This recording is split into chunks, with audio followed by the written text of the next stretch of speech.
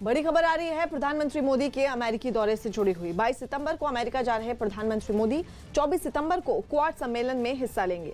अमेरिकी राष्ट्रपति के निमंत्रण पर प्रधानमंत्री मोदी क्वाड सम्मेलन में हिस्सा लेंगे। ये सम्मेलन वॉशिंगटन और व्हाइट हाउस में होगा। बैठक में प्रधानमंत्री मोदी, अमेरिकी राष्ट्रपति जो बाइडेन, जापान और ऑस्ट्रेलिया के पीएम भी इस सम्मेलन में शामिल होंगे। क्वाड 4 देशों का समूह है और इस बैठक में अफगानिस्तान, कोरोना, इंडो पैसिफिक से जुड़े मुद्दों पर चर्चा होगी। पीएम मोदी की अमेरिकी राष्ट्रपति से 23 सितंबर को मुलाकात होगी और 25 सितंबर को पीएम मोदी यूएन महासभा को संबोधित करेंगे। थाईलैंड के पाटिया में एक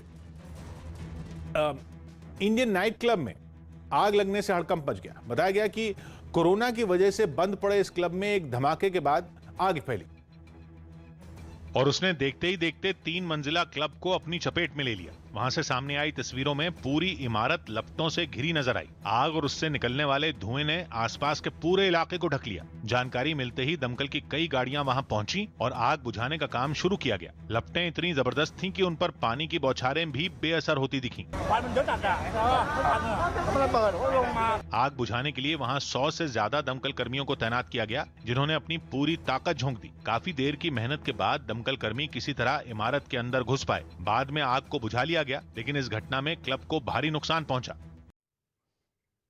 तालिबान की तरफ से एक हैरान करने वाला वीडियो जारी हुआ है और उस वीडियो में जो कुछ दिखा और जो दावा सामने आया उसने सबको चौंका दिया, क्योंकि वीडियो में किसी खजाने में रखे सोने की झलक दिख रही है। तालिबान का दावा है कि खजाना अमरुल्लाह सालेह के पास से बरामद हुआ है। ये वीडियो तालिबान की तरफ से जारी किया गया है और इसके साथ जो दावा किया गया उसने दुनिया भर को पूरी तरह चौंका दिया।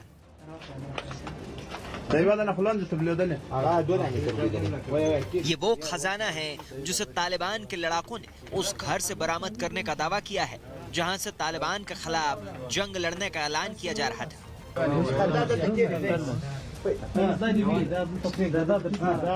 अमेरिकी डॉलर से भरे सूटकेस और सोने की छोटी छोटी सिल्लियों को गिनते तालिबान के लड़ाके असल में अफगानिस्तान के पूर्व उपराष्ट्रपति और कार्यवाहक राष्ट्रपति अमरुल्लाह सालेह के घर में।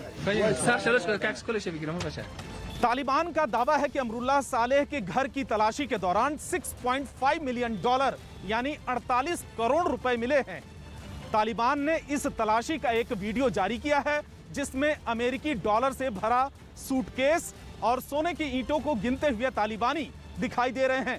तालिबान के इस दावे को अगर सच मान लिया जाए तो उस खजाने का ये मामूली सा हिस्सा है जिसमें अमरुल्लाह सालेह के पास मौजूद होने का दावा किया जा रहा है। अफगानिस्तान में विद्रोहियों के गढ़ पंजशीर घाटी के एक बड़े इलाके पर कब्जा करने के बाद तालिबान ने उस घर को भी अपनी जद में ले लिया जिसे अमरुल्लाह सालेह का घर बताया जा रहा था। घर की तलाशी के दौरान तालिबान के लड़ाकों को सालेह के घर से सोने की छोटी छोटी प्लास्टिक की ईंटें भी मिली हैं।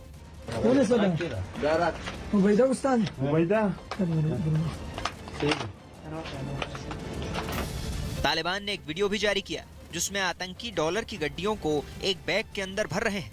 उन्होंने लाइब्रेरी में बैठकर तस्वीर भी जारी की थी।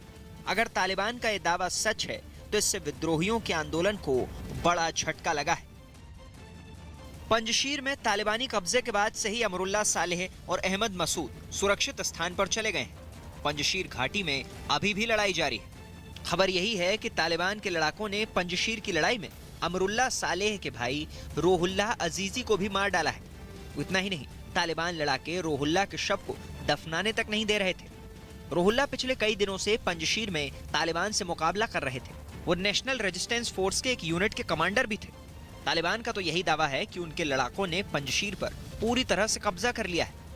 अलबत्ता एनआरएफ की तरफ से भी यही दावा किया जा रहा है कि तालिबान के खिलाफ पंजशीर घाटी के अलग अलग मोर्चों पर जंग जारी है और तालिबान का उनके इलाके पर कब्जा करने का दावा सरासर झूठा है। तालिबान की तरफ से दावा किया जा रहा है कि उनके लड़ाके अमरुल्लाह सालेह की उस लाइब्रेरी तक पहुंच चुके हैं जहां अमरुल्लाह सालेह बैठे हुए थे। उसी लाइब्रेरी में बैठकर अमरुल्लाह सालेह ने दुनिया भर से गुजारिश की थी कि तालिबान की सरकार को दुनिया के देश मान्यता देने में जल्दबाजी न करें। तालिबान की तरफ से यह भी दावा किया गया कि इसी लाइब्रेरी में अमरुल्ला सालेह के साथ पंजशीर में विद्रोहियों की कमान संभालने वाले अहमद मसूद और उनके सबसे खासम खास मार्शल दोस्तम ने इस जंग की सारी रणनीति तैयार की थी। इस सिलसिले में कुछ रोज पहले ही अमरुल्ला सालेह की तरफ से एक वीडियो भी जारी किया गया था, जिसमें उन्होंने खुद को अफगानिस्तान का कार्यवाहक राष्ट्रपति होने का ऐलान तो किया ही था, साथ ही पंजशीर से अपनी लड़ाई जारी रखने की घोषणा भी की थी।